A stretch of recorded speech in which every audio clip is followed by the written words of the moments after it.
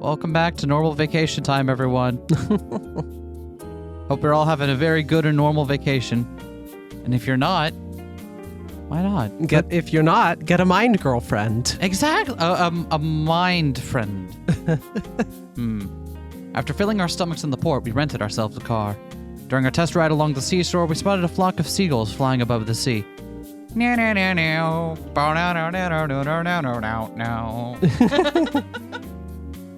What was that, DNA? That's like the one flock of seagulls song I remember. The one I know is, and I ran. So far away. Ran so, yeah. Yeah, okay. I also know that one. Okay, good. I was going to say. The wind is pretty strong here, isn't it? I like towns with strong wind. It lifts my spirits. Once the traffic light dangling above the road changed to green, we made our turn and returned to town. The well-kept steering wheel felt right at home in my grip, while the neatly polished front window gave me a clear and beautiful view of the scenery. As we rode up a hill, we could see what was the horizontal line of the asphalt, and the clear blue sky stretching above it. I spotted a few woolly clouds drifting across it. Eventually, we reached the top.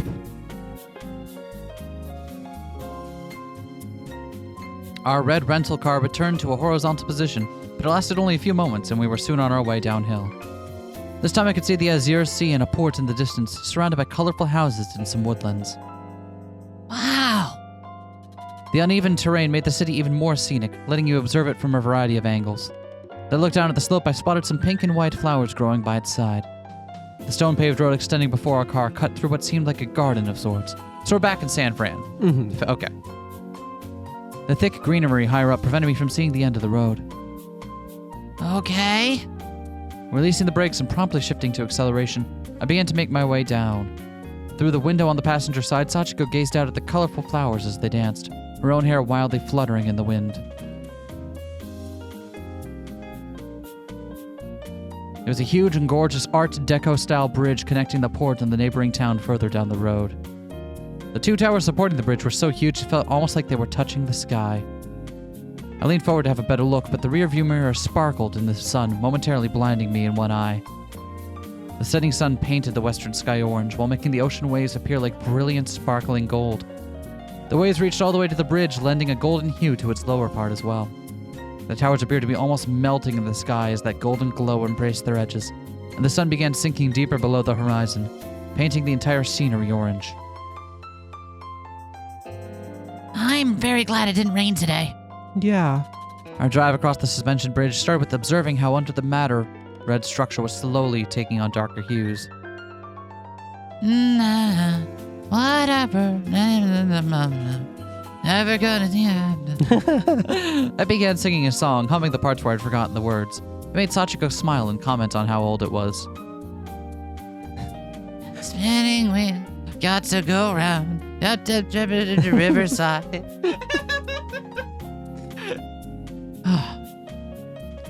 I'm spinning the wheel so much, it's finally to have a nice, relaxing, straight road to drive on. I straightened my arms and back. Do you want me to drive on the way back? Ah, no need, I'm good. I changed gears and stepped on the gas a bit harder. A classical rock song began blaring for the radio when I pressed a button on it. The kind you hear all the time these days. What's a generic classic rock song? Tom Sawyer. That's how it goes, right? Yeah. I lowered the sound a little. I wonder if that's mist. Oh, that's you. I wonder if that's mist. Sachiko, who was looking at the Gulf from the window, pointed at the cars ahead of us. Their lights were about to disappear into some haze. Looked like the wind swept some mist our way from the Gulf. It swiftly covered the water below the bridge and was now rising up to where we were. It had already covered most of the road. Are you gonna be alright? Or she's asking. Are you going to be okay? I can see the cable, so it shouldn't be a problem. The white, dense mist hid the road in front of us like a cloud. All we had was the orange-red cable to guide our way. We drove across the vanilla-colored cloud with our eyes fixed on the cable extending from one of the towers. If I woke up in a place like this, I'd think I was dreaming for sure. Yeah. Our car drove over the clouds. The sun dipped behind a golden-tinted cloud in the westward sky. You think we're going to be okay? What do you mean? At this rate, the road might very well lead us straight to Wonderland, or Heaven. It better not. We have a strict no isekai clause in this game. Sachiko gave the scenery in front of us a look before glancing back at me with a gentle smile. I wouldn't mind that. As the wind picked up, our car was swallowed by the surrounding mist. I pulled the switch next to the wheel and made our headlights blink. The mist reflected in their golden glow. For a while, I observed the spreading clouds and the high towers peeking out from behind them, until I heard the abrupt sound of a horn. Oh. Even after I floored the gas pedal, the sound continued to echo across the mist. Sachiko looked out the window and listened in. I think it's the horn of a ship. It's coming from below. What if it's signaling its place so it doesn't collide with anyone else? And decelerated to our previous speed and made our tail lamps blink as well. Sachiko lowered the volume of the radio. Now I could definitely tell the sound was coming from below.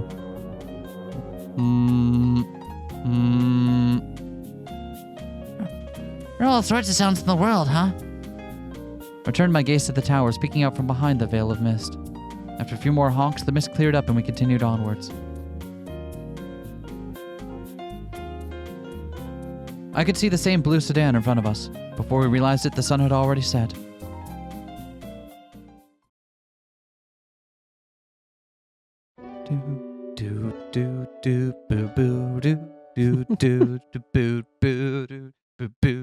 Throw that on in the club. See You jest, but I totally want to like fucking spin a set of bossa nova, but with like slamming techno grooves under it, and just claim it's a new genre. You could do that. Put on like just throw on some Girl from Ipanema, but with like bass boost. Yeah, with bass boost and just like thick reverbed out fucking warehouse techno kick tossed under it, and just lie and say it's a new genre. See if it catches on. Do that. You know, next time you do a set, you have to prep and do that. All right, because that would be. The problem is it sounds hard. But it's for the content. You got to do it for the content. I'll think about it. The moment I left the room, the chilly air outside made me shiver. Groaning, I wrapped my arms around myself. I suddenly realized it was exactly what my grandmother used to do. The black window frames rattled, making the corridor feel even colder. On the other side of them loomed a sky lightly covered by clouds. The camphor tree in the yard continued to sway in the wind, shedding some of its leaves in the process. I followed the leaves with my eyes while turning toward the east wing.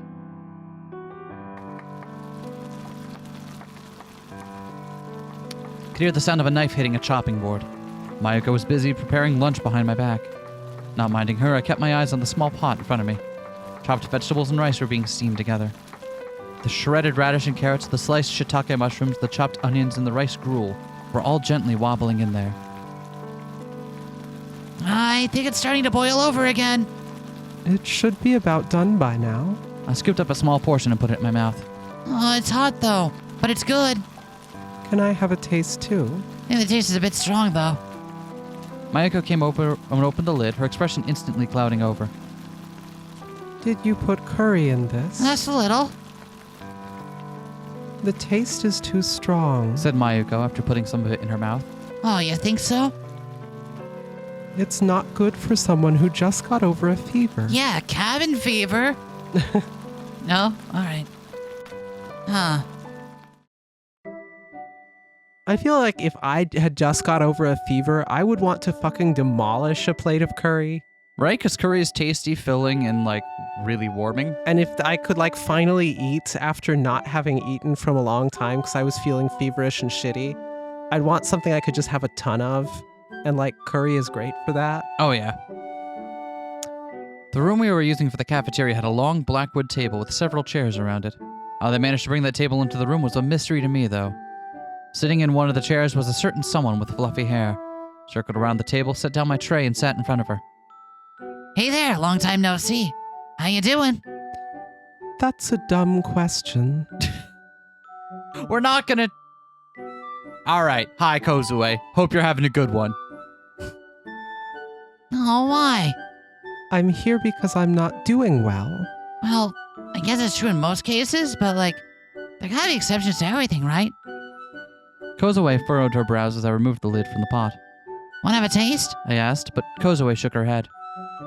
I haven't seen you in a while. Where have you been? Oh, did we? Yeah, definitely. Haven't seen you in a while. Where you been? Nowhere special. Oh, I wonder if we just missed each other then. Perhaps I was avoiding you. Oh, felt something pierce my heart just now. Doesn't seem like it was much of a fatal injury for you, though. That's because I'm headstrong. Can take on anyone. Don't ask me, I don't know any more of the lyrics to that. Kozue placed the cup with water on the table. Are you in a bad mood? Maybe I can help if there's something on your mind, bro. I'm okay. Okay. On the tray before her rested a bowl of rice, a plate with sweet and sour pork, some broiled fish, and a single strawberry. There was also a bowl of carrot and some bean granola gomae salad next to the tray. Kozue picked up an okra with her chopsticks and put it in her mouth. No, I liked the original way. Pork? That's a different thing. I've never heard of these before. And I keep thinking, like, are these just foods I haven't heard of, or are we going to get foreign bend at some point? You've never heard of okra? No. You never Okay, had so okra. it is a thing. Yeah. And so is gomae. I don't know anything about gomae, but okra, like, we eat that here in the States. Oh, I have never had it. I guess it's more of a southern thing. Yeah, I've just never had it. Too much of a... Sorry, I don't eat Flatlander food. Oof. Oof. Don't hate me because I speak the truth. Oof. Well, was that okra tasty? It was okay. I don't like sticky stuff, which is why I'm not a fan of the mountain potatoes here. I think I saw you eating natto earlier. I love natto. You're like a little child. Hey, natto's good for you. Isn't there nothing you don't like, Kozue? No. I see. Scooped up a spoonful of rice gruel. It already cooled off to the perfect temperature. The taste of curry was a bit strong, though. Kozue ate her food with almost machine-like precision. The wind rattled the window. I looked behind me and gazed out through the large window. The cloudy sky made the interior of the room darker than usual. The lights inside suddenly blinked, and I looked up at the ceiling. They're acting funny again. We changed them just the other day. What if the age of this building is the problem? Maybe there's something off with the wiring. The ones at the lobby stairway were acting up too. Mayiko said she might have to change them again. Oh, that's right. I took out a piece of cardboard from my pocket and handed it to Kozue. What is this? An invitation from Mayuko. That's your handwriting, though. The card had a fantastic illustration of stars and clouds drawn on it. The date and time were written below that. She asked me to write it. Is this for Christmas? Yeah, it's been a while, so we're all getting together and having dinner together. Make sure not to be late, all right? What if I don't go? The food will go to waste then. And what's this about a dress code? It's a party. If you don't have a dress, I can lend you mine. Kozue finished her final piece of fish with what little rice she still had left, then gulped down her remaining miso soup. Well, I'm full. Oh, you're going already? I addressed her as she picked up her tray. She cocked her head to the side, seemingly nodding. It's been cold lately, so be careful, all right? I addressed her back while scooping out another spoonful of curry gruel.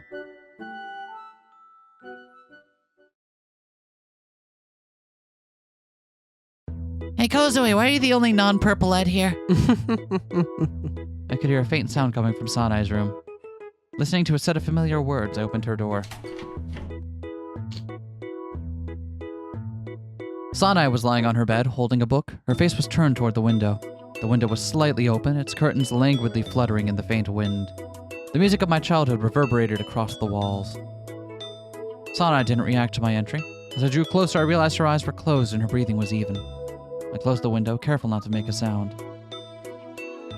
I moved closer to the shelf with the record player and checked the label of the record set down next to it. The cover wasn't one I was familiar with, but it was certainly the song I hummed during the trip I told Sanai about. Spent a couple of moments listening to the melody. The song began nearing its end. I looked down at the shelf in search of the notebook I'd forgotten in her room.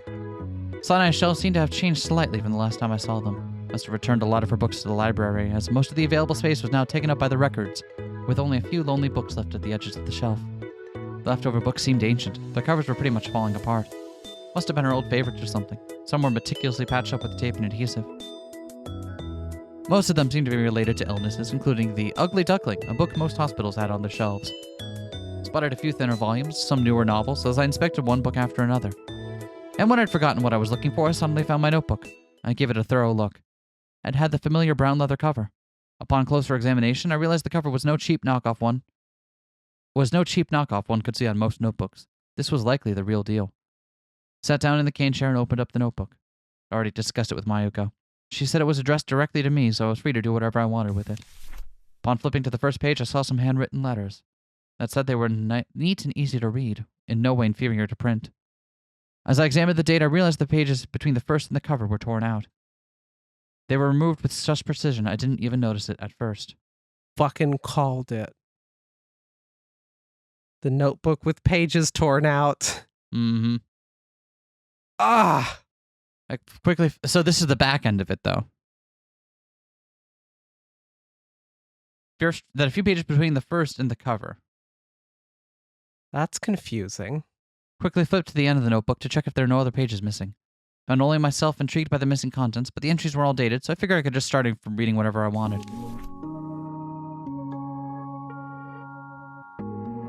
October 6th, 1979. Contrary to the forecast, the weather was beautiful today. The sky was blue with only a few light clouds up to liven its colors. To be completely honest, I spent pretty much every sports festival like that, even when it was the festival of another school. A nearby elementary school was holding its sports festival today. An upbeat song, the kind you usually hear during running competitions, began playing, followed by a sudden gunshot. Takako was excitedly looking at it from atop a jungle gym. Look, it started! She addressed me. I can see that. Following her gaze, I saw a crowd of parents and children dashing through the field, stirring up a cloud of dust as they ran. A teacher's narration of the competition could be heard through the speaker atop a tall pole decorated with flags. Her loud voice was practically drowning out the music. I suddenly remembered how hot it was. The wind was stronger at the top of the slide, and we were in the shadow of a large tree, but due to how sunny it had been lately, this week's temperatures exceeded the average by a wide margin. I shifted my gaze to the book I'd been holding, and tried once again to ignore the heat. I was here because I promised Takako to come if the weather was fine. Back when I made that promise, I already knew about the weather forecast and had completely forgotten about my sports festival curse. View's great from here. Let's watch it together. We had a sports festival at our school last week. Is it really that entertaining to watch another school participate in one? Watching and participating are both fun in their own way. Really? As a participant, I was too busy being nervous and excited to really take it all in. Before long, the whole thing was over. Being on the sidelines lets you calmly observe everything. I mean, even if you were in your house, you'd hear the sounds and get curious about what's going on, right? As we continued chatting atop the slide, Takako's friend, who went to buy juice earlier, came back. Someone Takako met in her 4th year of school when she joined the basketball club. I saw her a couple of times myself. Takako shouted something down to her, then returned back to me. She wants all 3 of us to play. What do you think? I'll be reading my book here. All right, then. We'll hang out around here, okay? Takako slid down the slide. After that, I spent some time reading. Once I finished the chapter I'd been on, I closed the book and brushed some sweat off my forehead. Below me, Takako, her 2 friends, and some boy I'd never seen before were playing kick tennis. I had no idea where they got that volleyball. A gallop song burst forth from the speakers. It seemed like they had started the ball toss game. For a while, I gazed absent-mindedly at the white and red balls dancing in the sky before realizing that I was feeling even hotter than before. The mild autumn breeze helped cool off my sweat-covered skin a little bit. Looked at the scoreboard and saw the red team had 419 points while the white team had 503. Just then a person appeared from the window and changed the red team's score to 460. On the track, they were still busy with the ball tossing game. I have trouble understanding how the scoring in that game is supposed to work. The clock between the scores was pointing at 11:45. It's almost time for lunch, and as I realized that, I smelled something good. Looked around the school grounds and spotted some of the families already helping themselves to an early treat. The gallop song ended, and the ball baskets were lowered. The person on the speaker began counting each ball as they were being tossed high into the air. I observed the white and red balls painting wide arcs in the air. I felt the slide shake. A moment later, I heard some wails from below. Looking down, I spotted Takako clutching her head and writhing on the ground. I pushed the book back into my pocket and descended the stairs of the slide to give Takako a closer look. She was surrounded by her 2 friends and that boy I didn't know. Are you okay? Asked one of her friends. Takako raised her upper body with a groan, her hand still on the back of her head. Does it hurt? No, it doesn't. I noticed something red seeping through her fingers. You're bleeding. I realized there were also some red stains on her back and what looked like a puddle of blood about the size of my palm on the ground where she lay. One of the adults saw the whole thing, called an ambulance, and arrived before we knew it. I ended up having to accompany Takako to the hospital. Takako was lying limp on the ambulance's bed with a towel on her head. The adult who sat next to us was listening to how she got hurt. But when I could piece together, it appeared she jumped up and clutched on the aerial ladder that was pretty high up, but her finger slipped. She ended up turning upside down in the air and fell to the ground, hitting her head directly.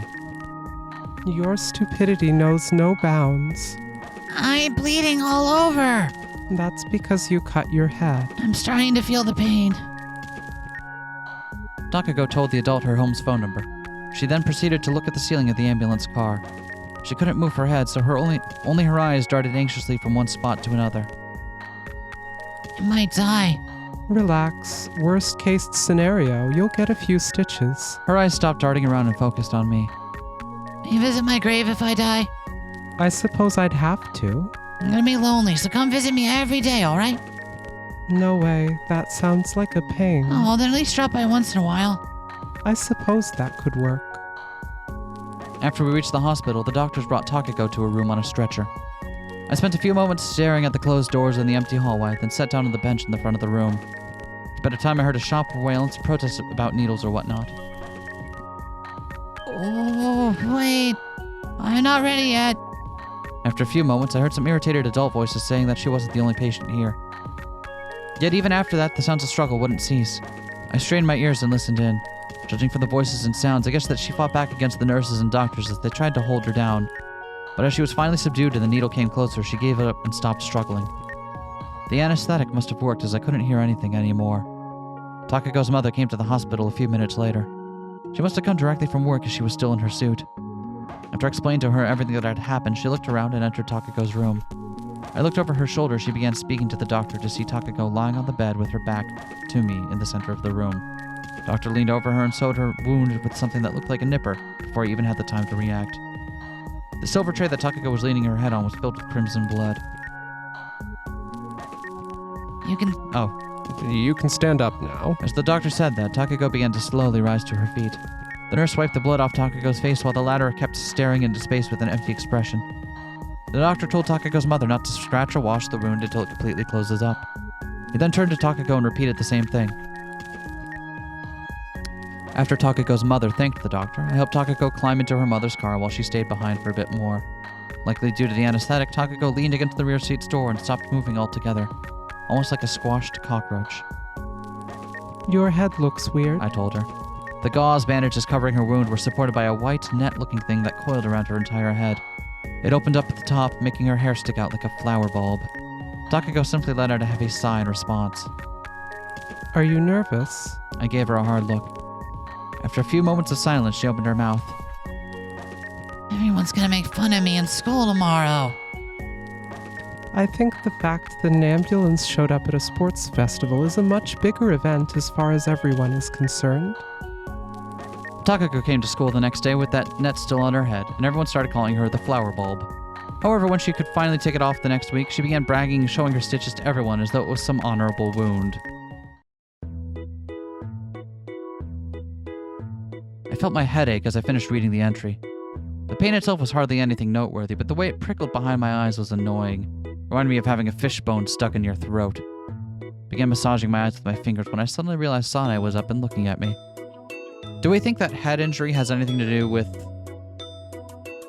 No, because our current suspicion is that Takako having memory problems is a feint, right? And that this version of Takako here is just... Fabricated, backfilled memories from Sachiko. So the illness Takako had was, we think, is unrelated. I began massaging my eyes with my fingers when I suddenly realized that Sanae was up and looking at me. Did I surprise you? She asked. No. My muscles tensed up at the idea of being observed without my knowledge, but luckily only my left hand, the one that held the notebook, twitched. I raised the notebook higher and showed it to Sanae. I was reading the diary. Ah, the notebook from yesterday. Not gonna bite on that one, all right. I can't, I'm lactose intolerant. Did you read it without permission? She glared at me with accusing eyes. I waved my hand in denial, which kind of reminded me of those comedians on TV. Disregarding that thought, I proceeded to explain myself. Looks like this thing really was addressed to me. How can you tell? This diary belonged to my friend. It's pretty ancient, but there's stuff about me written in it. Doesn't belong to some random stranger. I'm sure she sent it to me so I would read it. I opened up the book on the first page and showed it to Sanai. She looked at it through her glasses, but seemed unable to make out the letters from that distance. What is it about? She gave up and leaned back against her pillow. Story about how an ambulance car came to a sports festival. What on earth happened? I cracked my head at the playground and ended up needing stitches. I carried the cane chair closer to her. The playground? So you didn't get hurt during the actual event? I pulled my hair aside and showed Sanai the back of my head. Is it still there? I think I can see a little bump or something. I knew it would never disappear. I let go of my hair and sat back down into the chair. Did you remember that event? I'm not sure. Vaguely recalled attending it when I read through the diary, but I see. I realized the pain was gone. I pressed my fingers against my eyes again. Sanai looked at me, so I hurriedly let go of them and opened the notebook. As I flipped through a few pages, Sanai shifted her attention to the record player. I did the same. Did you actually look for the record of the song? I asked her. But now the song had since long come to an end. The record player was dead silent. The diary must have captured my attention so that I didn't even notice. I got curious about which song it was when you mentioned it during your story. Did I get it right? Yeah, hearing it again is really nostalgic. Can I raise the volume a little bit? Of course. By the way, I just realized that the date we saw in the diary here, if we were still in 1979, if we were still on old Sachiko theory, and that these events really happened here, would have blown it out of the water. Because we were told this was a sanatorium before the war, and 1979 sure isn't before the war. Yep. So I think we got off that train And it also just gives in us time. if they were like middle school children in the 1979, right? Then I think our guess about like late 80s, 90s-ish being there. And today. And stop. That's 2 decades. You can't just say today anymore. 80s, 90s, and today. That's not how it works anymore. I got off my chair and turned up the volume knob. No tracks from the 2000s or 2010s. I ended up chatting with Sanai until dinner. The windows didn't rattle too much that day. The view outside looked still and serene with no wind, reminded me of a picture you'd see on a postcard. Only a single dried-up leaf kept fluttering on the tip of a branch. It was as though it was trying to fight against the onset of winter, despite looking like it would fall apart at any second.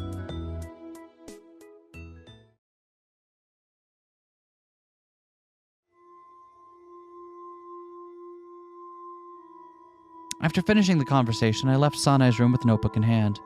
I had no other plans for the day, so I decided to return to my room. I sat down in the chair and was about to continue reading the diary when I remembered that odd pain behind my eyes. Remnants of it still seemed to linger in my mind.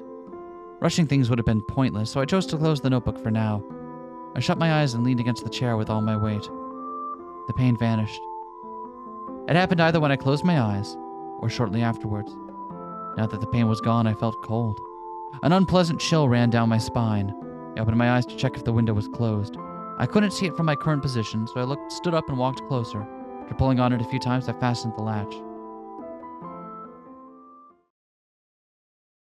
Suddenly, much more like moody, creepy musical tracks getting brought in.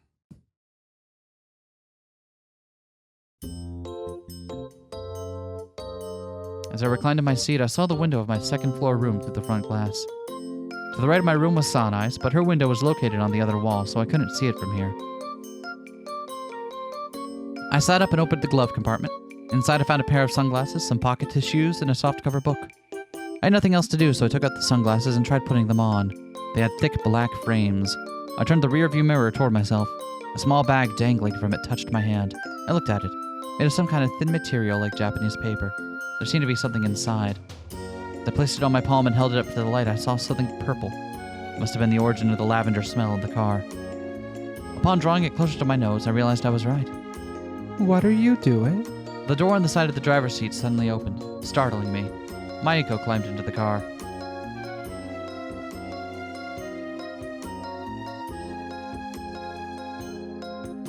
How does it look? I looked at her from an angle and pointed at the sunglasses. I feel like some thinner frames would suit you better. Can we really just go outside like this? I have permission. Oh, that's good to hear. Upon checking that the ignition key was in its place, Mayuko promptly turned it. The car jerked for a moment, and the engine whirred to life with a low roar. Mayuko, who's the one giving you permission?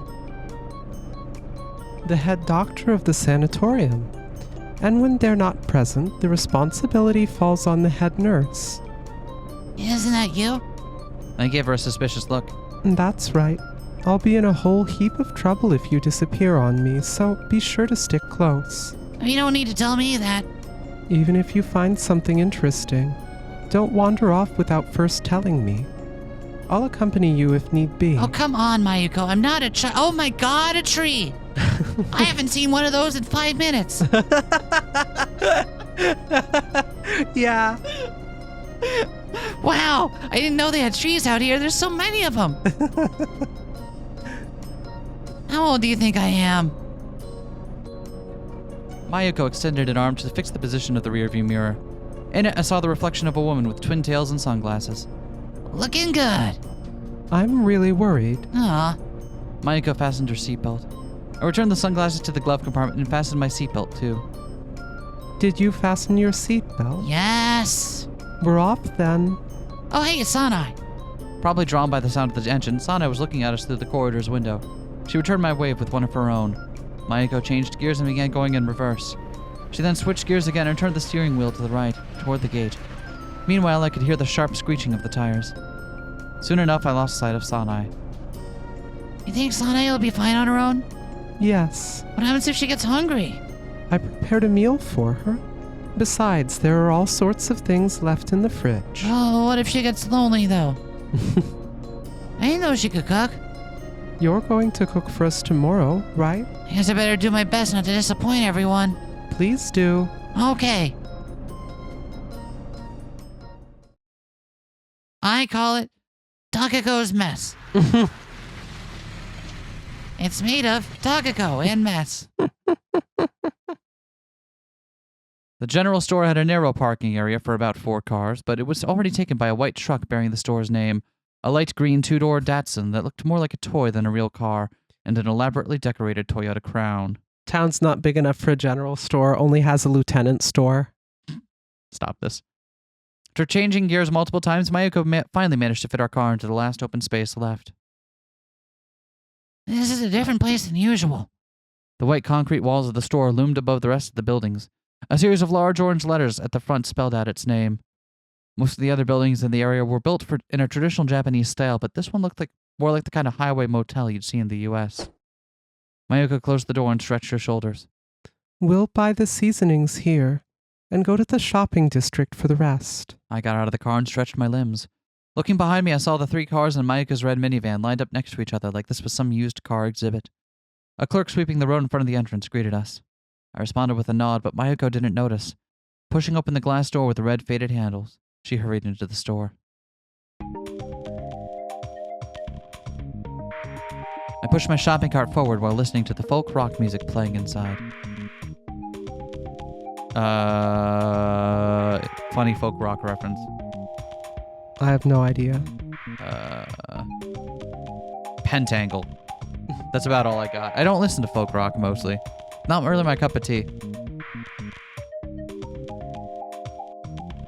Did you say that wrinkled potatoes are better? I grabbed a few potatoes that looked better than the rest and showed them to Mayuko. The ones with less wrinkles are better. Let's take this, this, and this. She swiftly picked up the potatoes and put them into the shopping cart. I put the carrot I picked up with the potatoes into the shopping cart as well. Ah, we still have carrots fresh from our fields. Oh, sorry. She placed my carrot back on the shelf. Well, if we don't need carrots, then next up would be onions, I guess. They're over there. Roll, roll, roll, roll. Here you go. I put a few onions into the shopping cart while Mayuko grabbed a broccoli. You want broccoli too? Is there a problem? I doubt they'd ruin the taste. We still don't have the meat we need, though. I think I saw some over in that corner. It's interesting how different families tend to have different ideas about the ideal meat. You want to know what the ideal meat for Takako is? I'm not sure that I do. yeah, it's probably for the best. I have a sense you'll tell me anyway, though. Girl meat. The meat between their thighs. I don't know how else I can make this clear. Seems to be an overabundance of poultry here. I suppose that qualifies as meat. What do you mean you suppose? Are you some kind of meat elitist? No, chickens are closer to plants than to animals. Didn't you know that? Are you fucking with me, Miss Mayuko? If you're fucking with me, you have to tell me. I read it in The Onion. Okay. I'll be needing a lot, so don't skimp on it. Okay. I spotted a seasoning placard dangling from the ceiling. Right, I'll go get my special spices now. I'm looking forward to it. I'll look for the other ingredients in the meantime. Special spice. Oh, they have allspice. That's like all the spices at once, right? Did you find everything? Yep, as you can see. I dropped all the bottles I carried into the shopping cart. Worcestershire sauce, caramel sauce. Worcestershire sauce? Cinnamon, Cinnamon? cardamom, clove, chutney. Basically anything beginning with a C. Oh yes, bay leaf basically the same thing as bay laurel. I thought you were planning to make curry. Huh? It's gonna be real curry. I saw some milk, consomme, and wheat flour in Mayuko's shopping cart. The face of someone who just realized they've agreed to let a monster into the kitchen. Yeah. Just grabbing every spice that starts with C and mixing them together because curry also starts with C. Yes! After we bought all the necessary ingredients, we moved on to stocking up on miscellaneous goods. The store was located in the shopping district, which was only a few minutes on foot from the food store. Mayuko, however, drove us there in her car, going so far as to park in a paying spot, being the ever-diligent person that she was. We left our bags in the car and continued down a narrow street until we reached a long, wide road on a slope. It had decorative trees on both sides, though by now they had already shed most of their leaves. The boulevard curved further down the road and eventually disappearing beyond the buildings. I didn't even know bay leaves were literally laurels. It's called that in English, French, and I think Italian too. I read somewhere that it was used to mask bad smells in old Europe, along with pepper and nutmeg. Ah, I can't help feeling a bit worried, though. oh, just leave everything to me. The ingredients might look odd at first sight, but this is my ultimate curry we're talking about. Do you mean ultimate in the sense of best, or ultimate in the sense of final? You never know until it's over. Well, if worst comes to worst, at least we'll still have milk. Oh, you're worrying way too much. I waved my hand at Mayuko, and she gave me a sidelong look. I suppose you're right. Mayuko touched her nose with the back of her index finger and smiled. Adding broccoli to curry, though. That's not something I ever would have considered. I almost thought you changed your mind and decided to make stew instead. I mean, it's Christmas and all. Oh, what does Christmas have to do with stew? Did they stew the guy after they hung him up for a while? What? I didn't read the rest of that book. I mean, what? Christ, you know the guy that they put you put him up on a stick? Did they stew Are him you after? Is thinking that of what you have? Easter? What? What are we talking about? I mean, that's how it's traditionally been done, as far as I'm aware. Even in commercials, you always hear that curry is for summer, and stew is for winter. Oh, that's from the Pillow Book, right? No, not even close. Anyway, I can't say I get it. I smelled something sweet, and after looking around a bit, spotted some chocolate and maple syrup waffles in the store window of one of the shops. Mayuko, I've been activated. Most buildings around here gave home to various stores on their first floor, selling all kinds of items from food to toiletries and clothes. The wide road had no arches, letting the slanting rays of the sun reach us from the right. We've reached the shopping district. Any specific place you want to check out first? The bookstore. A present for Ms. Sanai, I take it? Have you decided on the book yet? She keeps telling me about what she's reading, so I just have a rough idea. Some of the books she likes have sequels, and none of them are in our library. Sounds good.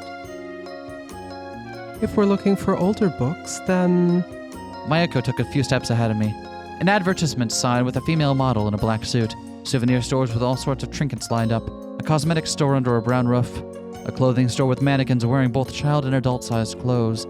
A store selling cloth with flower and bird designs. Our heels clicked against the stone pavement as we continued through this never-ending sea of shops.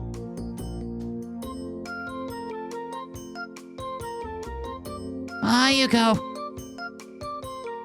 Yes? You look pretty cute. It's a good CG of you. Do you know what a CG is? Because you get a No. lot of them. I see. How about this one here? I pointed at the hairpin on one of the stands. Mayako took a step back and considered the shop sign. Oh, I recognize this place. It's a handmade accessories shop that's been gaining in popularity lately. Oh, really? Is it for Kozue? Yeah, I mean, she's always like this, right? I used the pin to shift the front of my hair to the side. It suits you. You like seeing the forehead, huh? Well, it really doesn't matter how it looks on me. I placed the hairpin back to where I took the front. I think this would look good on you. Try it. Huh? I'm okay. Hey, don't be like that. I just showed you my forehead, didn't I? That's like the third most sensual place to show someone. Huh? What is going on here? After that, we tried a couple of other accessories. Picked out the one I thought would be the best for a present.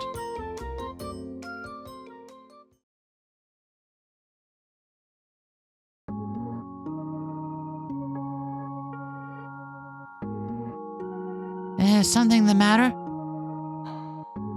Oh, Mayako had been walking a few steps ahead of me, turned around. Oh no, yeah, that's her asking Takako if something is the matter. The shopping district just looks a little different compared to what I expected. What did you think it would look like? A bunch of bananas for 500 yen, 400 yen, 300 yen. I can't go any lower, but I could throw in something extra. What do you say? I thwacked my thighs with my palms to imitate the sound of a stick thumping against the ground. Did you expect this to be like a traditional Mojiko banana market? I want to see a salesman making passionate speeches as they introduce their merchandise and stuff.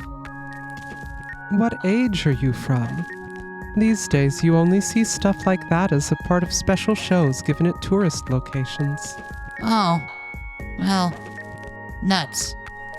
We continued down the silent road, our heels clicking against the red and gray stone pavement, until we reached a building that looked like a box made of concrete. I stared at it, wondering what it was. Eventually, I found a sign next to an enclosed space which looked like the entrance. It's a gallery. There was a large and imposing steel door at the end of the enclosed space. It was painted completely black. You said you wanted something to decorate the lounge with. I pushed the door open and stepped inside with Mayako trailing behind me. The paintings. Ha! Ah! Ah! Those are the... The paintings from this game's UI. Yeah. Like, looking at each painting reminds of a specific person and...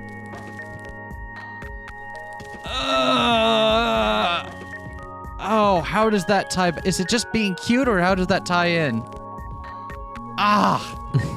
Our heels clicked against the hard parquet inside. Multiple easels stood in the middle of the room. The paintings on them were facing in different directions. We glanced around to see a window to the right of us and a counter to the left. A young spectacled man was sitting at said counter, reading a book with a stern expression on his face. He didn't react to our arrival in the slightest. Also spotted some shelves and a table close to the window. Their warm colors lending the place a certain countryside-esque feel. What do you think about this? I pointed at a painting depicting a river and sky in some European-looking land.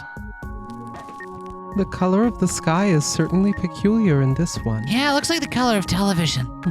But, like, tuned specifically to a dead channel? All sorts of colors have been blended to make it look that way. A pale mix of purple and pink. The river was quite colorful too, with golden trees towering above it. You think it would look nice in our lounge?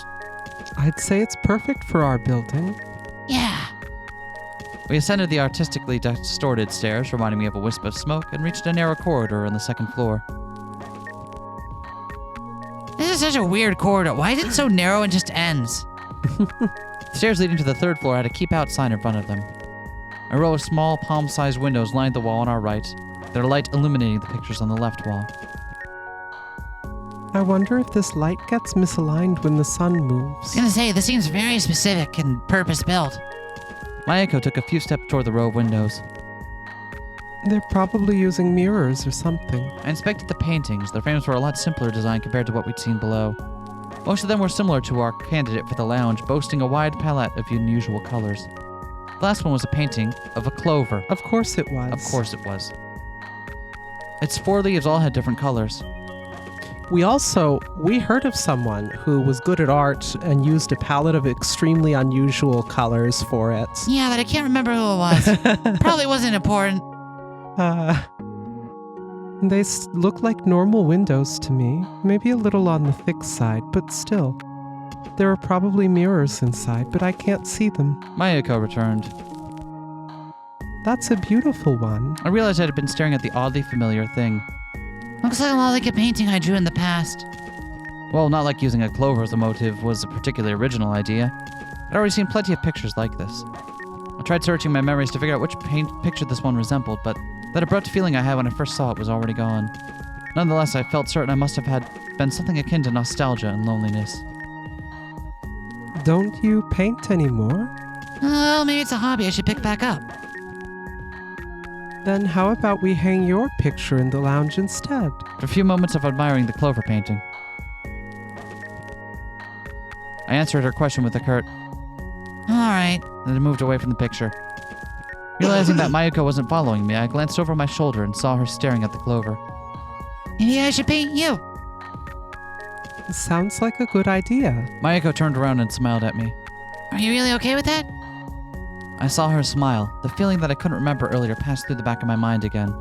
I could have sworn I saw a brief moment of my past pop up for a split second like a camera flash. Mayuko caught up to me and we continued to look around the gallery together. I've always wanted a giant painting of myself on the wall. That feels really narcissistic. After checking all the works in the narrow corridor, we descended the stairs and found another room with pictures on the first floor. I spent the entire time trying to remember the image that flashed through my mind when Mayuko smiled. Yet no matter how hard I racked my brain, I simply couldn't recall it.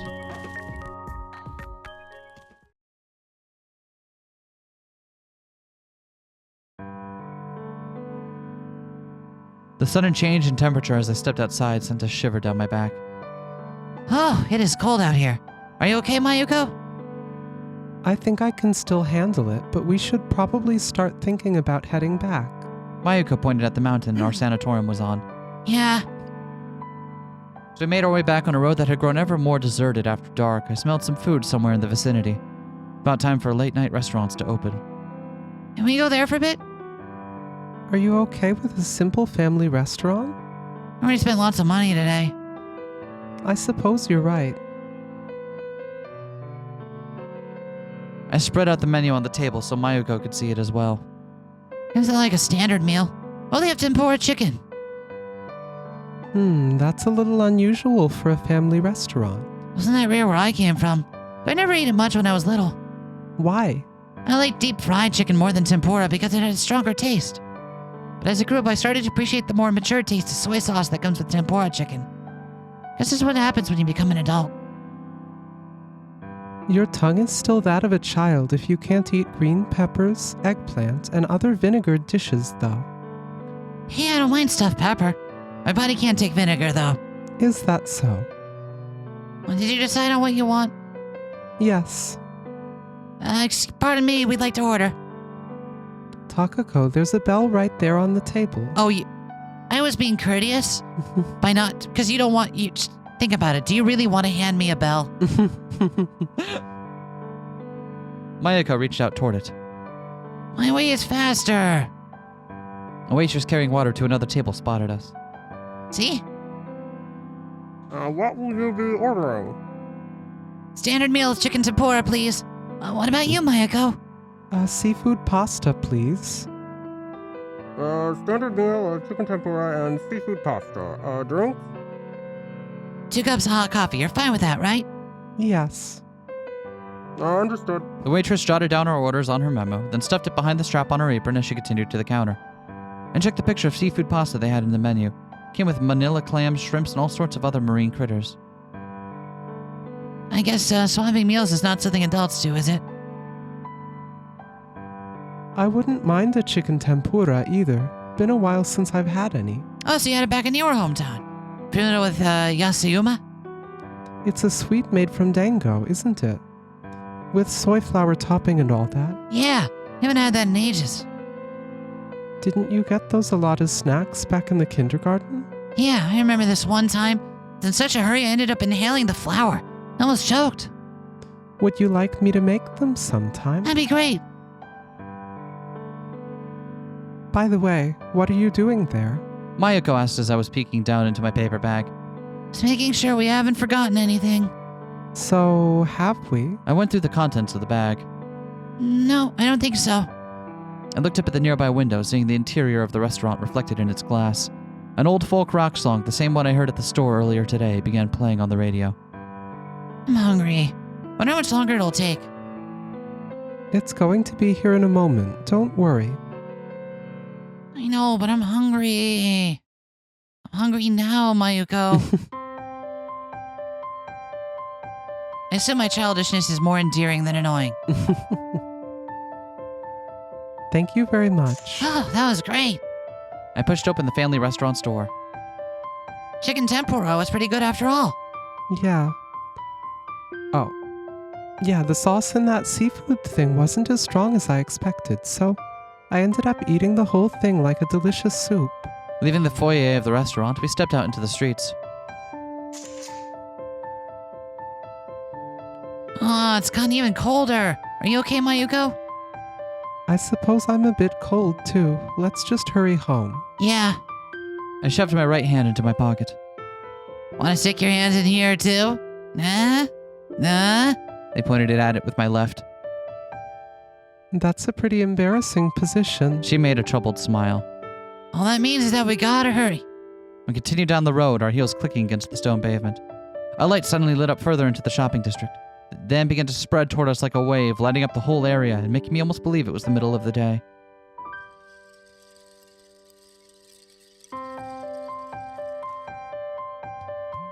Oh, that's right. They were saying they would light up the shopping district.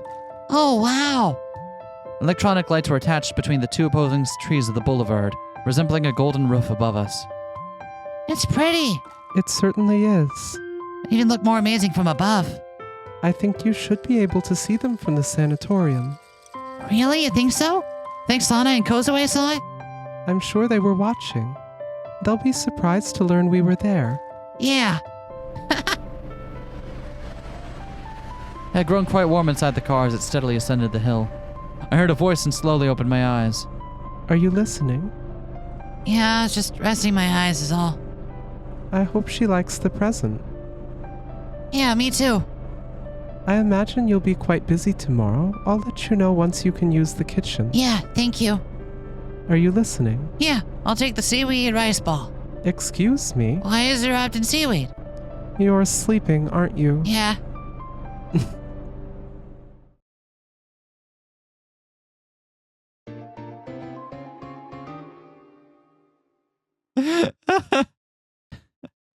I don't know what to make of this. There's just so... you know what? I think at this point we're just along for the ride now. Whoa. My knife slipped, and instead of peeling the potato, I almost ended up slicing off my fingers. Give that to me. No, it's my knife. The potatoes got taken away. Mayuko pressed the kitchen knife against the potato and using only her thumb, guided the blade to swiftly peel the skin off the thing. She picked up the peeled potato with the tip of the knife and tossed it into the bowl. I think I got it. I picked up another potato, pressed the blade against it, and using only my thumb... Yes, just like that. Whoa. I almost severed my fingers. I placed a potato on the chopping board and sliced it into a rectangle. Became half its previous size, but at least my fingers were safe. You're wasting food. Jeez, give me a break. It's not like we're short on potatoes or anything. You don't cook much, do you? No. You have made curry before, right? A few times using a curry sauce mix. It's my first time cooking with spice powder, though. Your first time. Don't get your panties in a bunch, okay? That's my job for later. I've written down the recipe, though. I checked the little paper hanging on one of the cookware hooks on the wall. The what? The cookware hooks? The what? The cooks? Cooks? On the wall? How about hookware? Hookware! That's better! That's better! Oh! That was inspired. Add salad oil and some butter and warm the pot. Add shredded onion to fill the entire pot. But no eggs. The oil vapor began hurting my eyes as I squinted into the pot, stirring it up with a rice scoop. I pulled the cord to turn the ventilator on. It's going to be quite a bit of work to prepare a serving for 4. Is there anything I can help with? I'm good. I think it'd be better if you just cook care of that instead. I pointed toward the inner yard. You may be right. I'm leaving this to you then. Oh, it's starting to smell nice. I heard Mayuko leave the kitchen. Stir, stir, stir. Stir, stir, stir. Stirry, stir, stir, stir, stirring up some trouble. In the kitchen. Stir, stir, stir. Stir, stir, stir. Stir, stir, stirring. I checked the clock on the wall to the left. 3 minutes had passed since I started sautéing the onions. After the clock, there were various cooking utensils, frying pans, and ladles hung on the wall. Bottles of salt and sugar rested on the shelf in front of me, as well as the can of cinnamon and the bag of cardamom I brought yesterday. There was a window below the shelf through which I could see part of the inner yard. Stir, stir, stir. I stopped stirring in the same direction and tried flipping the onions over. A wisp of smoke escaped from the bottom of the pot, making me cough. I hurriedly lowered the intensity of the flame. The onions on the bottom all looked pretty brown. Yet once the onions release water and settle on the bottom of the pot, add water, curry powder, and seasonings, then simmer. Mayuko returned to the kitchen by the time my dish turned into curry vegetable soup. It smells good. Because I made everything myself, starting with the powder. What's in the powder? Powder! Uh-oh. 100% effective powder. It It's bone hurting. It definitely smells more like the real deal compared to the store-bought sauce mix. As I scooped up a bit of it with my rice scoop, I saw it drip down like a soup. Might have made it a bit too thin, though. Maybe it just needs more time to simmer. I made the flame a bit stronger. Either way, what are you doing there? It's going to be a surprise. Mayuko took a bowl from one of the shelves, added flour, salt, and some water into it. Udon? I'm not gonna turn this into udon curry. It won't be udon. Oh, that's right. Remember there was a couple with huge shopping bags walking ahead of us back at the shopping district? Was there? When I tried to get past them, I hit my head on the sign. Look! Ah, I remember now. I brushed aside the hair from my forehead to show Mayuko my lump. Looks like it's swollen up a little. That's why I keep saying it's rude to take the entire sidewalk for yourselves. You could have said excuse me and then had them open some space. That means admitting defeat, Mayuko. Probably hurt the guard's feelings if I made him look like a fool in front of his girlfriend. You're actually considerate when it comes to that. But I see bicyclers ring their bells all the time. Wonder if I should be carrying a bell too. Did you happen to steal it from the restaurant? That's a trick question. I stole it. You can take it off a bicycle. It's not that hard. Might be a good idea.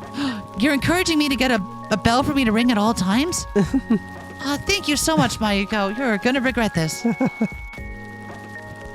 But don't you think it would result in an even more embarrassing situation? Then what am I supposed to do? Maybe you don't need to get past them and just stay behind. Yeah. I heard a bubbling sound and glanced at the pot. I licked a bit of my dish off the side of the ladle. Tastes burned. Mayuko stopped kneading the dough. Can I see? She took the ladle and had a taste of the curry. It's burned. What do I do? Mayuko scooped up a bit of each ingredient for the pot, testing their taste. Some of the ingredients seem to still be okay. Do you have any curry powder left? Almost none. That's too bad. I glanced at the clock. It was 3 p.m.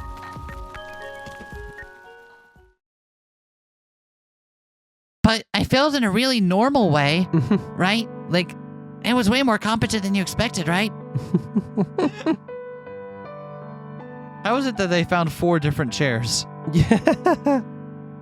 Dusting off and carrying the table and chairs from the storeroom, I'm gonna try that one more time. Sure.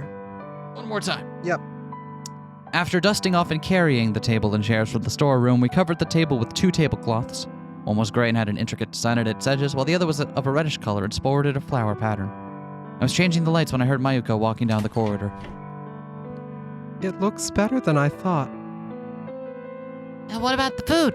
I managed to save it. Oh, I knew you could do it, Mayuko. Thank goodness. You owe me. Of course. Say the word. I'll do whatever you want as thanks. I'll try to think of something then. Yeah, you will. After finishing, I climbed down the stand, only to have Mayuko suddenly run her hand through my hair.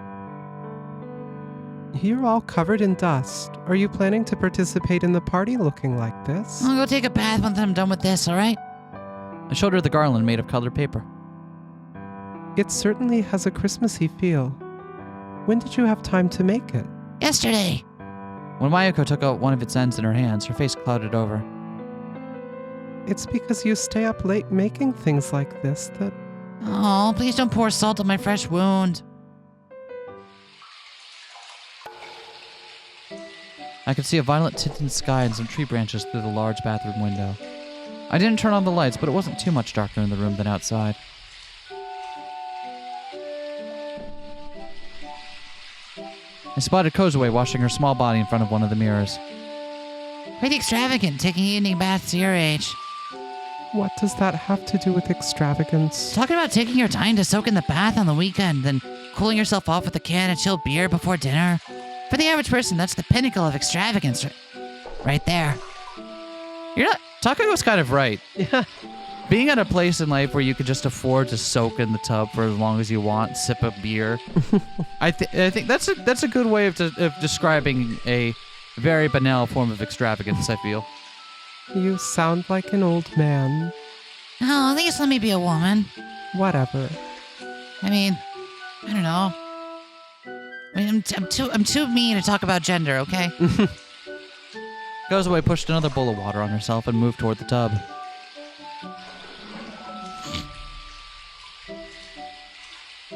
Did you decide on what to wear for the party? Were you actually serious about that? To an extent.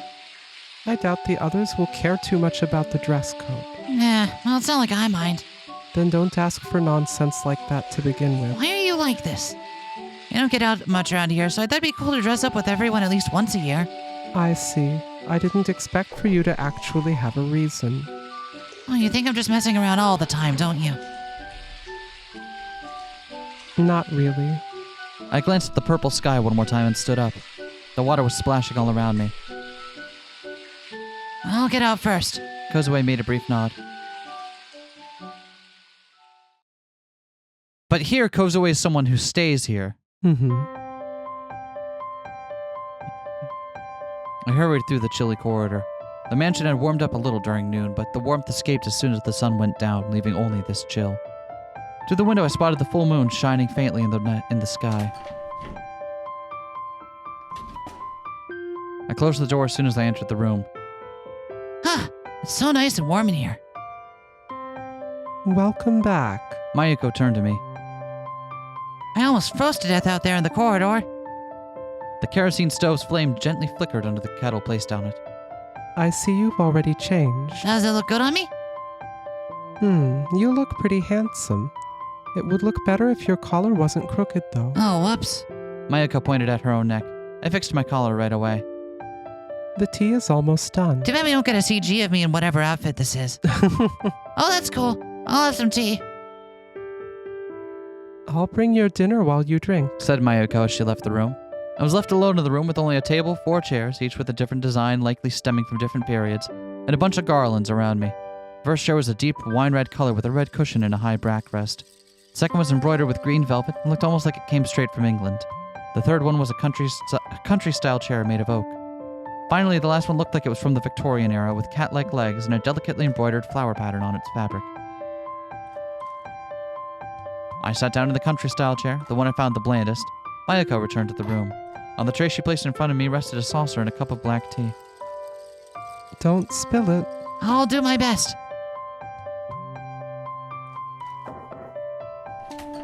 Following a brief knock, the door opened. Good evening. Oh, new sun. Welcome. Have a seat right here. I stood up and pulled back the chair on the other side of the table. That dress looks really good on you, by the way. Really? I wasn't sure what people usually wore to parties, so I was worried I might have overdressed. Don't worry, it looks positively radical. Huh?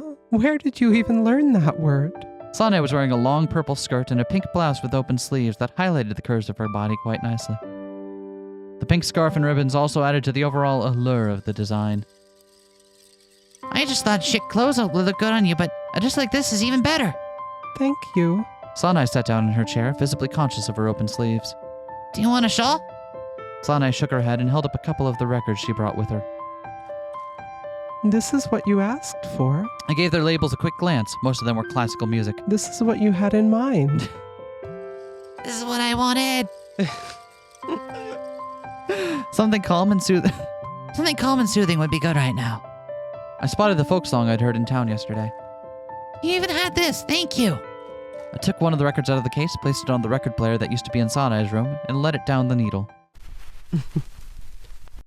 Let's get away, do do do do do do do. Do do do do do from the city's race. Do do do do. I don't know what this is. Look around for something lying in the sunshine, marking time. Oh, hold on. Is this a... This is Light Flight. this is isn't a it? light flight. Okay, yeah. You brought up Pentangle. Sorry, I couldn't get it at first from how you were singing it. Until you did like the little I forgot lilt. the fucking lyrics. That little lilt that is so common to that particular style. Like, you hear it a lot in Renaissance, too. Yeah. Annie Haslam does it a lot. They like the thing that's just... I don't know how to describe what it is, but I'm sure some music theory nerd knows what it is, but... Gotta have that melisma. Melismatic. After some brief noise, music started playing. Right then, the door opened and in walked Mayuko holding a big pot. Hey, you brought the pot. Good No? Okay. Good evening, Miss Sanai. Good evening. Do you need help? I'm good. Wait, Oh no! Do you need help? I'm good. She placed the pot in the middle of the table and let out a breath. What do you think about Sanai's dress, Mayuko? Huh? Huh?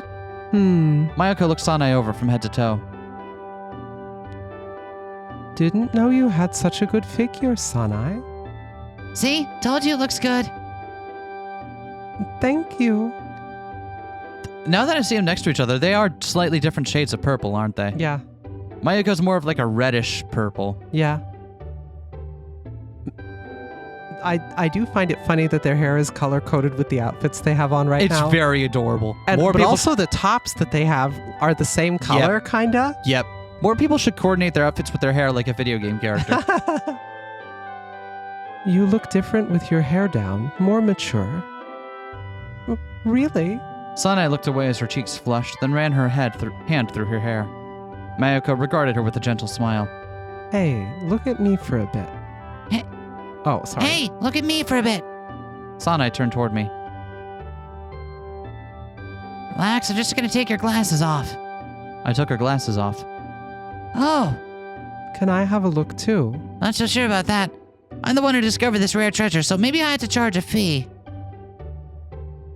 Hey, it's not like you lose something by letting me have a look. Robbing a spectacled girl of her glasses is like tearing off her bra in front of a crowd, you know?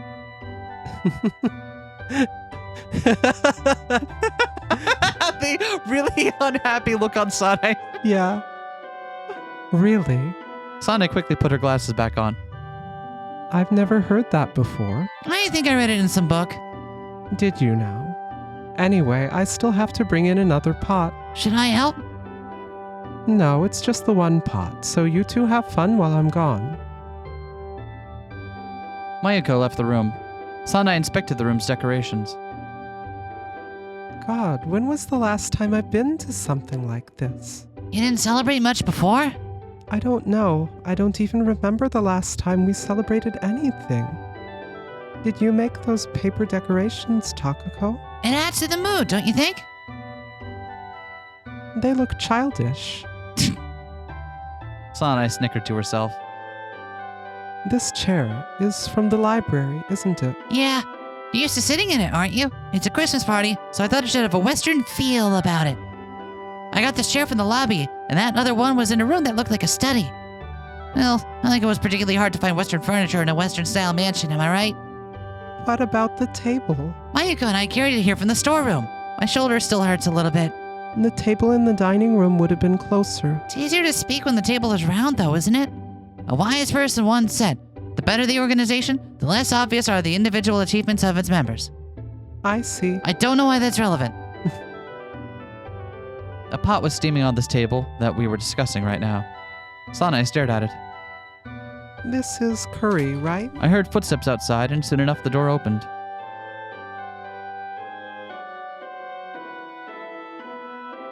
I found a cute guest on my way here. Kozuwe entered the room after Mayuko. She was wearing a light green one-piece dress. Great find, Mayuko! I stood up and pulled back the chair next to me. This is your seat, Kozuwe. She walked over to the table with small steps. I'm glad you actually considered my suggestion. About the dress or coming here? The dress, of course. You left it in the changing room, didn't you? I still wasn't sure if you'd wear it, but yeah, it looks great on you. Seems like I picked out just the right size. Where did you get it? It's a present from Mayuko and me. Oh, excuse me. Mayuko placed a wooden bowl of potato salad and some plates on the table. After she finished lining them up, she walked over to the empty seat opposite of Kozuwe, placed her hand on the lid of the pot, and sat down. Okay then, I'm opening it. A wisp of white steam escaped from the pot as its lid was removed. However, even after the steam dissipated, the inside of the pot remained white. Is this a stew? So your special curry was actually stew. Everyone's picking on me. This isn't drag Takako hours. I clung to Mayuko's sleeve as she grabbed a ladle and began serving the stew to everyone. I'm sorry. The curry was a failure, so we had to make some last-minute changes and ended up with a stew. How does curry turn into stew? Kozuwe asked. It does that when you sacrifice your morning cereal for burning the pot. I see. Here, this one's for Kozuwe. Mayuko handed me Kozuwe's soup bowl. I took it and placed it in front of her. This is Kozuwe. What kind of meeting is this anyway? It's a Christmas party. Didn't you see the tree on the invitation card? The only thing reminding me of Christmas right now is your pair of red socks. Why do people put presents into red socks anyway? 3 girls were about to be sold off into slavery, so Santa prepared the gold to save them. But when he threw it into the chimney, it all ended up in the socks that were hung above the fireplace. Apparently. What? That sounds made up. Well, would you look at that? We happen to have 3 young ladies here as well. Mayuko, Sanai, and Kozuwe. Maybe there's some gold in one of your socks too. That story sounds fishy as hell. Hey, I read it in a book. Mayuko finished handing out the stew to everyone and sat it down in her seat. Let's eat it while it's still warm. Time to dig in. I placed my palms together. Sanai did the same a moment later, while Kozuwe just mumbled something under her breath. Oh, it came out pretty well after all. Said Mayuko after trying a spoonful. It tastes good. Said Sanai. Kozuwe blew some air on her spoon to cool the stew down and ate it then. Would have felt more like Christmas if this was curry, though. I said to Kozuwe. Kozuwe narrowed her eyes. Why? Stew feels like a winter dish to me, while curry is more fit for summer, in my opinion. Oh no, that's Mayuko, I'm sorry. Stew feels like a winter dish to me, while curry is more fit for summer, in my opinion. Kozuwe nodded in response to Mayuko's sage words. I agree. What about you, Sanai? Sanai looked up in response to having been addressed, still chewing on a carrot. Stew's for winter, I suppose. So you were only saying that because you liked curry, Takako? Ah, I feel like a foreigner all of a sudden. I sliced the soft steamed potato in half with my spoon, then put it in my mouth alongside a small portion of stew. I'm just gonna sit over here and stew in my anger. Stewing in my... Anyone? After we got rid of all the dishes, the only thing left on the table was a lone pencil holder. It was filled with pencils of various length and age. Mayuko took a red pencil out of it. The empty space this created was then promptly filled up by the other pencils, making the whole thing even more unstable. That's such a creative way of storing pens and pencils. Yeah. And also, that would make me so anxious too.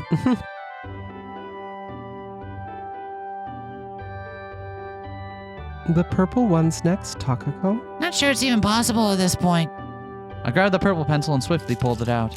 Losing their support, the pencils fell and scattered across the table. Oh, I lost again. It's because you're doing it too fast, Said Sanai. The grandfather clock in the lobby struck the hour. Excuse me for a bit. I stood up and left the room. I returned, now dressed in a red coat, pants, and hat, plus a white beard. No Takako Santa CG? Damn. Merry Christmas. Kozue jumped up as I threw the door open. She was the first one to see me. Have all of you been good kids this year, huh? I met Sanai's silent gaze. Oh, if it isn't Miss Sanai, you were very good this year. Here, have this. I pulled out a book from my white bag and handed it to her. It was covered in a wrapping decorated with a flower design. Thank you very much. I turned to Kozue next. Next up on the list would be Kozue.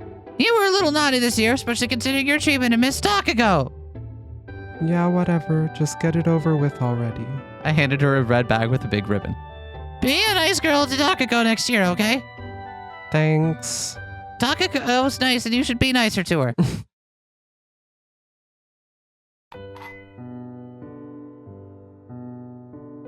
After we finished playing cards, Mayuko left to make some tea. Upon returning, she placed a cup in front of each of us. She also brought a double dessert plate with chocolate on it, as well as another small plate with some stretched dango covered in soy flour. These are so nostalgic. Sanai remarked. I made them myself. Are those the only Japanese sweets we're getting today? I'll happily eat your share if you don't want them. I'm not giving them away. Aw. A wisp of steam billowed from the hot tea. Before we knew it, the purple of the sky had shifted into the deep and dark hue of night. Sanai, who had never been too talkative to begin with, fell completely silent. She was simply swaying back and forth in her chair. I could see the silhouette of a massive tree beyond the window.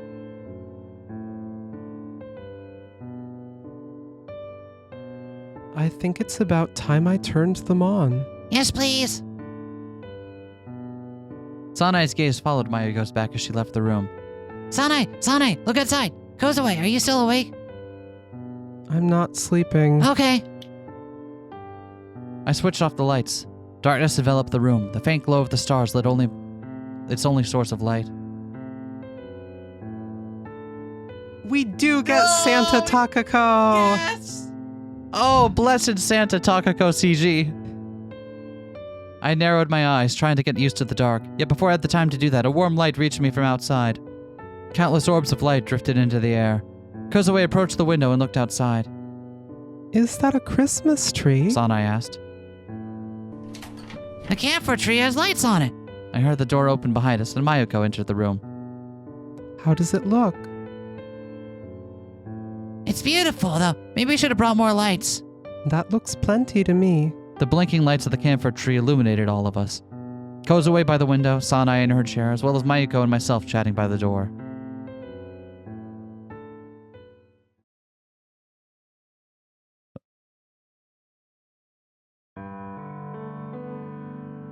The Christmas party continued even after the clock had struck 10.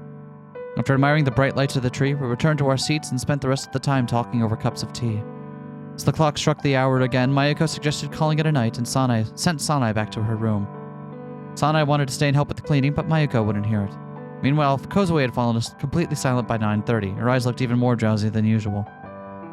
When Mayuko told us to wrap things up, she silently stood up and left the room just like that. With no one left to talk to, I had no choice but to help Mayuko clean up. Mayuko tried refusing my help again, but I ignored her. I placed the remaining glasses on the tray and carried them back to the kitchen. Even during the party, Mayuko kept carrying out plates as we cleaned them, so right now the only things left were just a few glasses and a plate with some snacks.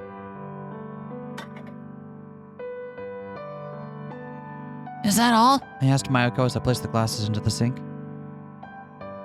Yes, feel free to return to your room and have some rest. And what about you? I'll go back to my room as soon as I finish washing these glasses. Mayuko turned the handle of the water tap and began polishing one of the glasses as the sink gradually filled up. I'll return to the night duty room then. What? Are you planning to sleep there again? I worked so hard today. I've got no energy left to climb the stairs. Mayuko turned the water tap handle in the opposite direction once the sink had completely filled up. I suppose it cannot be helped then. Yep, that's the reason. Anyway, I'm off.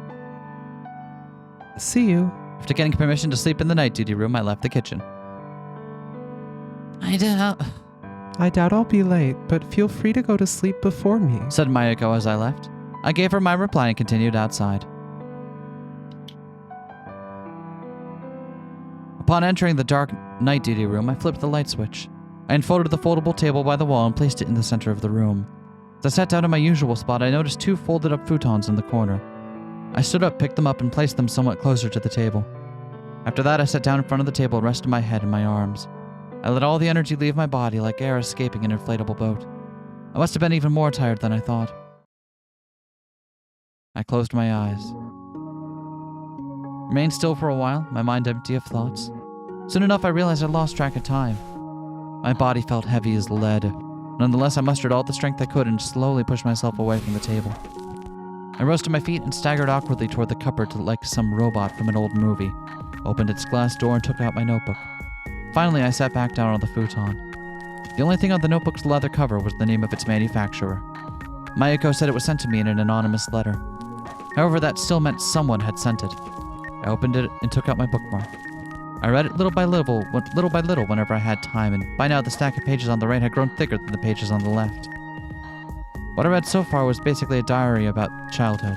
Oh, right, because they're reading right to left. Mm-hmm. Right. Wait. Yes. What I read so far was basically a diary about my childhood. November 7th, 1981. Today we visited an aquarium as part of a field trip. We boarded the bus at the entrance of the school, drove down the streets, and after a dozen or so minutes spent on the highway next to the sea, we reached the official border of the town. Since there were no other aquariums close by, most of the other kids had already been to it with their families. Nonetheless, Takako happily discussed all the fish she loved with everyone she could. I love aquariums, especially electric eels. They have eels here? They're in the hall after the corridor with the marinated oarfish. That thing was amazing too. It was long enough to reach the ceiling of our gym. Was it that big? The noisy chatter of the students filled the bus. I glanced out the window to see the sea beyond the breakwater along the highway. The water sparkled as it reflected the rising sun. The teacher told everyone to keep it down, and the noise disappeared for a few moments, only to start up again a bit later. To enter the aquarium, we had to pass through the spinning tetrapod-looking thing one by one. It grew dimmer inside as I walked down the corridor, and the amount of water tanks on each side increased too. Below, there were bright panels with the names of fish and brief descriptions of their habitats. I spent some time staring at the beautiful corals inside, but couldn't find a single fish. Looking at the panel, I saw an introduction on a translucent shrimp. Looked at the tank again and spotted something akin to a permeable tentacle behind the red corals. I quit reading for a moment and rubbed my eyes. I felt a pain behind my eyes just like the first time I read the diary, but it was no longer as intense as before. As the pain passed, I returned my eyes to the notebook. I felt the memories of the aquarium come alive in my mind. We were playing Shiri Tori from the back of the bus with Sachiko. After we got to the actual aquarium, I spent most of my time looking at fish I liked with Sachiko. The diary was written from Sachiko's perspective, though. I gave the script a hard look. It seemed somewhat rushed. The letters weren't perfectly aligned and were of uneven sizes. Their shape, however, was perfect, almost like they were printed. What I found disconcerting was that this obviously wasn't Sachiko's handwriting. It bore some level of similarity, but Sachiko's handwriting reflected her calm and practical personality. I'd never seen her misalign her letters like this. Meanwhile, the letters here felt dynamic, energetic. Placing a finger on the current page, I flipped to the very end of the notebook. Its final pages were empty, without any information that would hint as to who wrote it or why. And there was one more thing that bothered me. The dates in this diary were all over the place. I flipped through a couple of pages and checked the dates. Subsequent entries would occasionally be years apart, others even moved to the past. It felt completely random. The most likely explanation was that someone had Sachiko tell stories and wrote them down, but that didn't explain why the book was sent to me, and anonymously to boot. I stretched my neck and arms to avoid cramping up in this position. Blind guesses wouldn't help me get any closer to the answer. I decided to continue reading. Let's go see the electric eels. Takako pulled me by the sleeve. After following the tunnel for a while, we ended up in a wide space with no roof. In the center, there was a big, curved pool that currently seemed to be in use for the sea lion and penguin show. Most of the students stopped there to look at the sea lion playing with a ball, but Takako said we could always check that out later. We continued to another corridor while cheerful music played in the background. It grew dark again and I felt cold. The amount of water tanks also seemed to have decreased in number. Takako led the way with confident steps. As the road curved around to the corridor grew even narrower, I spotted the marinated oarfish in a huge rectangular tank. It's huge, isn't it? Feels almost like it grew bigger since last time. Yeah, right. The washed-out giant had cavities for eyes and looked quite creepy with its sharp teeth peeking out from its half-opened mouth. This thing could make a small child cry. I visited this place when I was small and never found it scary. Is that so? I think we probably got it backwards there, but whatever. We passed through the large door at the end of the corridor and found ourselves in a spacious cylinder-shaped hall. It seemed about 20 meters in diameter and had a stairwell of seats in the middle that looked like a pyramid. Aquariums loomed embedded in the walls of the room at uniform distance from each other, circling around the seats.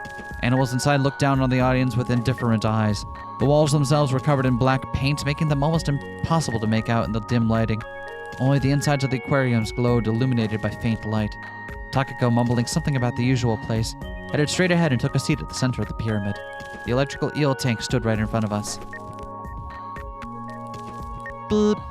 The show in this hall is scheduled to begin at 10:30. After looking around for a bit, I spotted a red digital clock above one of the tanks. Beep. The speakers turned on again. It is time to begin the show. Please direct your attention to the aquarium with the lights. It was the one with an octopus. A translucent bottle seemed to fall inside it from the top. It came with a cap you had to turn in order to release the feed inside. The octopus caught the bottle in one of its tentacles, placed its sucker on the cap, and slowly opened the thing to access its meal. Most people do not realize just how intelligent octopuses are. Or so the voice from the speakers claimed. A moment later, the lights of the neighboring tank lit up. Next, please observe this parrotfish. A couple of colorful rings were lowered into the tank. The fish swam through all of them, and after getting some feed, circled around and passed through the rings again. It swam at normal speed while circling around, but got really fast when it passed through the rings. Then the lights on the neighboring aquarium lit up. There was a flat triangle-shaped archerfish in it. We will now see how archerfish make use of water to catch their prey. The water in the archerfish tank receded a bit. An employee then came out and placed something on a branch above the water. The archerfish swiftly swam to the surface near the branch, squirted out some water to knock the feed down, and promptly devoured it. Archerfish can squirt water up to 3 meters in height. However, they are also able to jump out of the water, increasing that height even further. The next tank was the one of electric eels. I stole a glance at Takako to see her staring at the tank with a serious expression in her mouth agape. The length of the electric eels varied from 1 to 1.5 meters. I could see them swimming around in the tank with their huge curtain-like fins.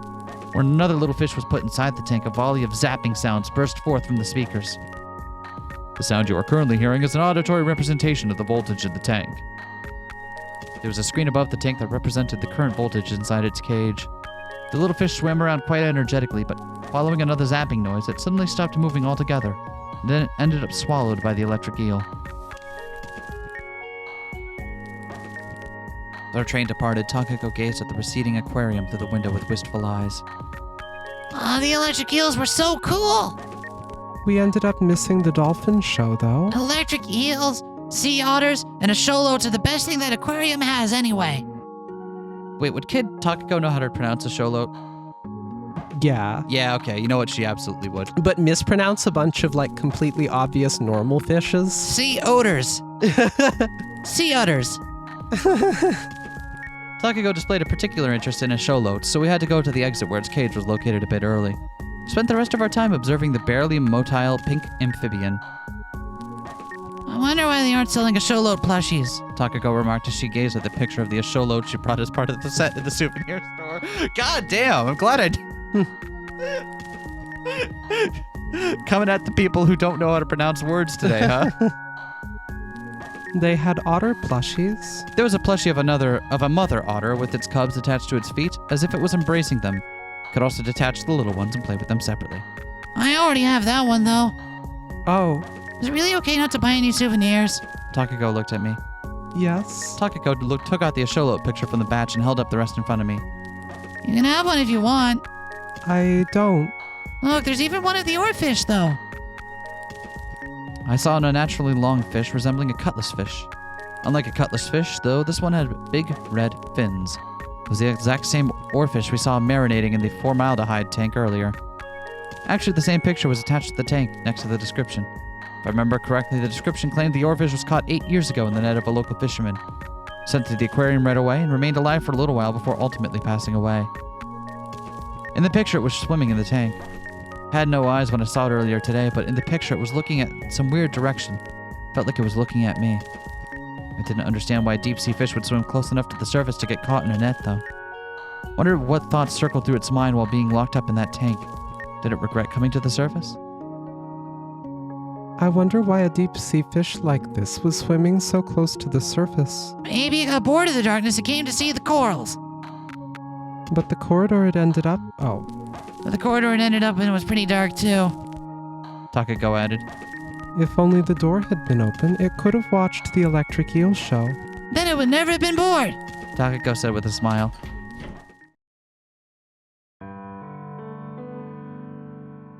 The door to the night duty room opened around the same time that I finished that passage.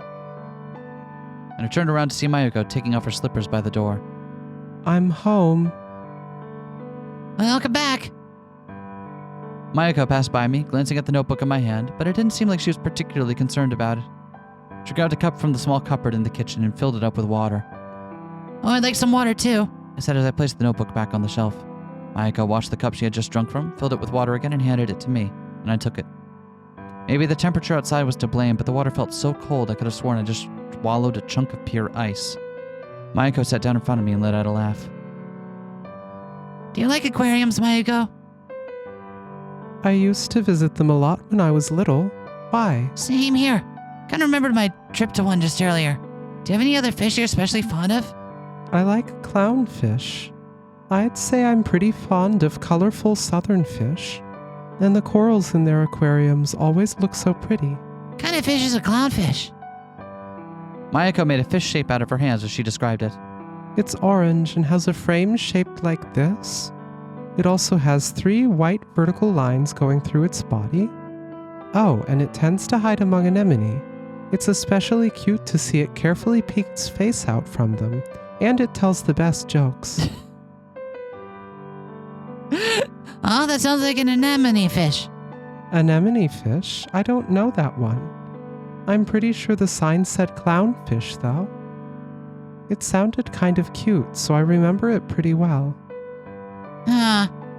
It sure sounded like you were describing anemone fish, though. What kind of fish do you like, Takako? Grilled. Electric eels. Electric eels, the ones letting out that zapping noise, right? The aquarium creates those sounds to make it easier to understand what's happening, so... I guess the aquarium you visited had them too, huh? Yeah. I even got a little startled when that sound just came out of nowhere as I passed by the area. Are there any other fish you like? Not fish, but I was always looking forward to seeing otters and Asholotes. Me too. Asholotes got wildly popular among everyone because of that television commercial. It sure brings back memories. I'm glad you like them too. Seeing them move around is totally relaxing. And the dumb face they make as they open their mouths is super cute. That's a very Takako reason for it to be her favorite animal. Yes, it is. It is. Mayuko smiled. I'm relieved to hear you like cute things too. Cuteness is justice, Mayuko. I was worried you'd say killer whales or sharks after those electric eels. I decided not to mention the oarfish. I like to do things just as much as the next person. It's just that I have more curiosity than most. You certainly do. Mayuko agreed with a nod. By the way, asholotes are related to salamanders, right? I wonder if they grow big and change colors once they come of age. Asholotes retain their juvenile features as they grow. It's called neoteny, I think. But they can change depending on the environment. They lose their gills and adapt to lung breathing, end up looking kind of like lizards. This is what was written in the description. I see. I read it countless times. You sound like you really liked aquariums. How about we all go to one sometime later? Are there any around here? Not anywhere close, but I heard a new one opened near Osaka. It's pretty big, too. Oh, that sounds great. When are we going? Let's see. Mayuko fell in thought for a few moments, then looked straight at me. We can think about that once we finish cleaning up after Christmas. All right.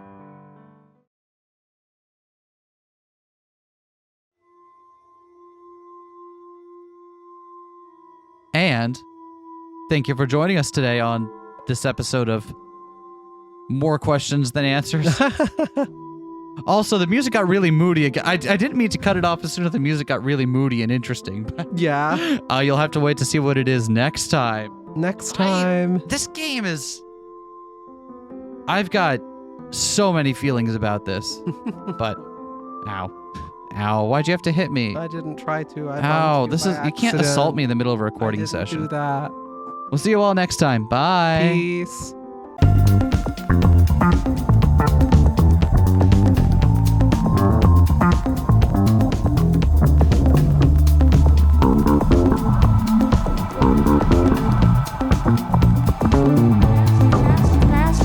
Smash that like, comment and subscribe.